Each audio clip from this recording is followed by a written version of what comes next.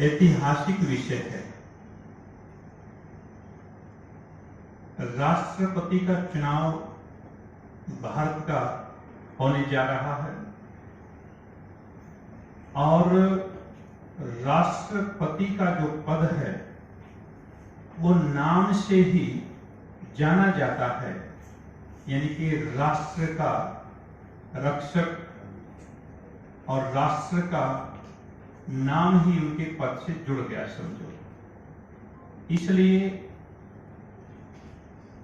अगर सबसे बड़ी जिम्मेदारी का पद है और सबसे बड़ी रखवाली का पद है तो राष्ट्रपति का ही पद है। इस नाते हमारी ये जिम्मेदारी बनती है। सदियों की हमारी परंपरा रही है, हमारे भारतवर्ष के इतिहास में बड़े बड़े महान राजाओं की राजसभा जब चलती रही है तो ऋषि मुनियों के विचारों पर चलती रही है, मार्गदर्शन पर चलती रही है। ऋषि मुनियों के, संतों के, अध्यात्म के न्यायिक मार्ग पर वो राजसभाएं और राजाओं की नीतियां चलती रही, क्योंकि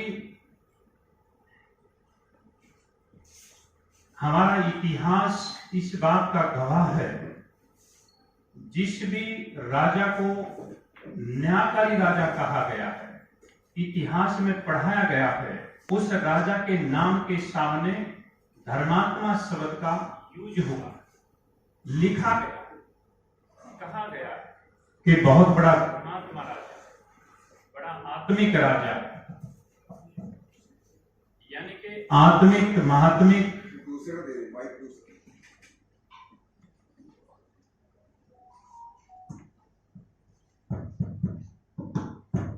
इसलिए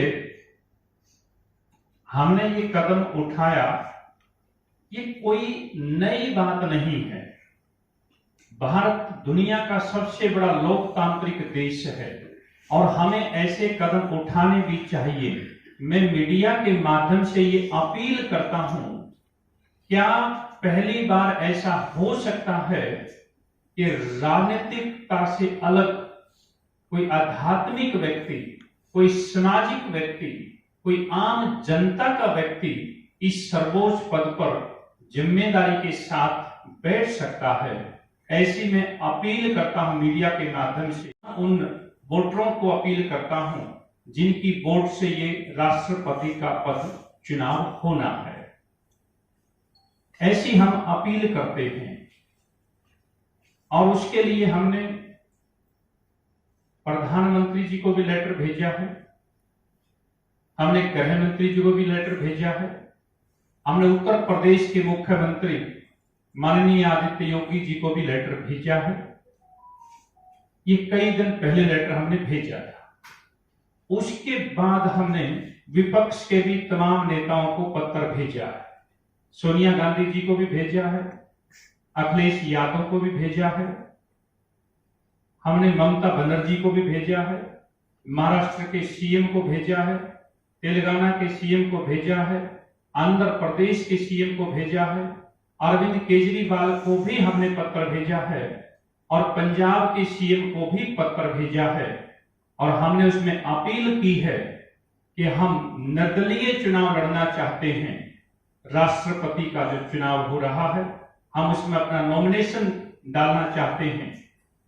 क्या सभी राजनीतिक लोग राजनीतिक दलों से ऊपर उठकर क्या सही में अंतर आत्मा की आवाज पर क्या ये निर्णय करते हैं कि हाँ, इस बार हम एक सामाजिक व्यक्ति को ये पद देने को तैयार हैं, हम एक आध्यात्मिक व्यक्ति को पद देने को तैयार हैं?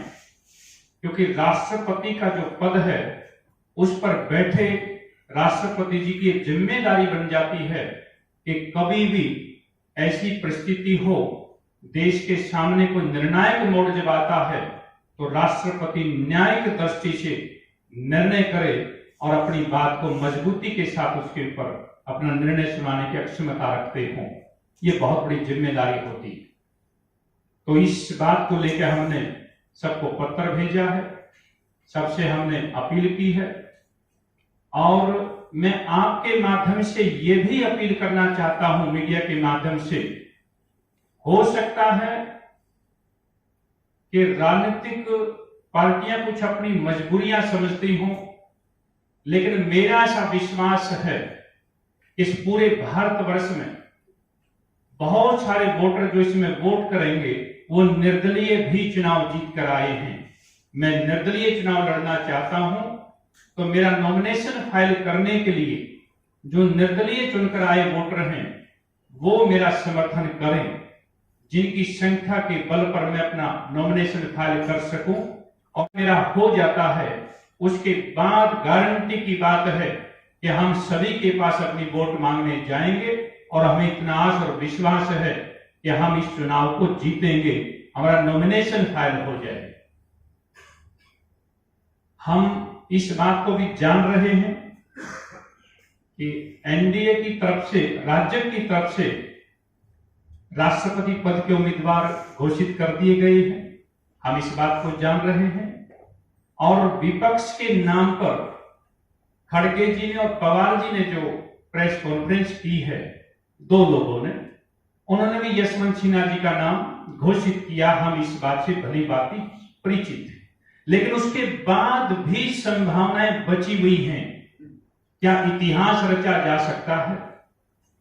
क्या ऐसा हो सकता है कि निर्दलीय के तौर पर हमें वो लोग समर्थन करें जो भारतवर्ष के विभिन्न राज्यों से निर्दलीय चुनकर आए हैं प्रतिनिधि? मैं उनसे विशेष अपील करूंगा कि कम से कम आप ही ये पहल करें और आप मेरे को ये पत्र भेजें और हमें कहें कि हम आपके साथ हैं, हमारा नॉमिनेशन फाइल हो जाए, फिर हम सभी दलों के पास हम वोट मांगने जाएंगे। सत्ता पक्ष वालों के पास भी जाएंगे, हम विपक्ष वालों के पास भी जाएंगे, हम सभी के पास जाएंगे। इस तरह की हमारी अपनी आज की हमने अपनी बात रखनी है, आपके माध्यम से रखी है, और ये हमारा आज का विषय है।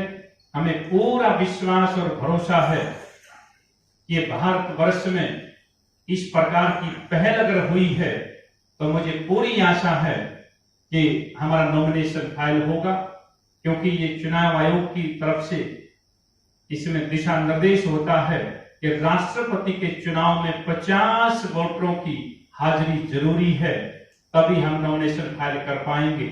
तो आज का मेरा विशेष आग्रह और अपील मीडिया के माध्यम से सभी से मेरा ये है कि हम चुनाव लड़ना चाहते हैं, निर्दलीय उम्मीदवार के तौर पर राष्ट्रपति का चुनाव लड़ना चाहते हैं, और जिसके बाद आगे चलकर ये इतिहास बने, ये बात हमेशा के लिए सबके सामने रहे, विश्व के अंदर एक उदाहरण बनकर हम लोग पेश करें कि दुनिया के सबसे बड़े लोकतंत्र के अंदर इस प्रकार से भी राष्ट्रपति का चुनाव हुआ है। आज का मेरा ये विषय है।